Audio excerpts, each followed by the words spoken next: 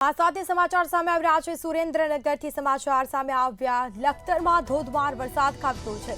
સુરેન્દ્રનગરના લખતરમાં ધોધમાર વરસાદ ખાબક્યો। શહેર તેમજ ગ્રામ્યમાં ધોધમાર વરસાદ શરૂ થયો છે। વીજળીના કડાકા ભડાકા સાથે વરસાદનું આગમન થયું છે। લાંબા વિરામ બાદ ફરી મેઘો મુશળધાર વરસી રહ્યો છે। શહેર તેમજ ગ્રામ્ય પંથકમાં પણ વરસાદી માહોલ જોવા મળ્યો છે। આ સાથે સુરેન્દ્રનગરના અનેક એવા વિસ્તારો છે જ્યાં ધોધમાર વરસાદ ખાબક્યો। શહેર તેમજ ગ્રામ્ય પંથકમાં પણ ધોધમાર વરસાદ શરૂ થયો છે। વીજળીના કડાકા ભડાકા સાથે વરસાદ શરૂ થયો। લાંબા વિરામ બાદ મેઘો મુશળધાર વરસી રહ્યો છે। શહેર તેમજ ગ્રામ્ય પંથકમાં પણ ધોધમાર વરસાદની શરૂઆત થઈ।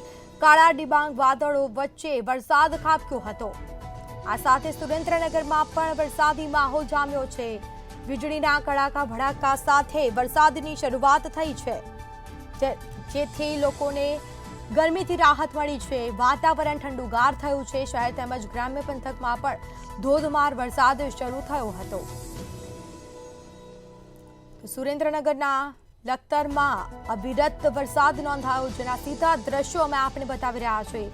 વીજળીના કડાકા ભડાકા સાથે વરસાદ શરૂ થયો।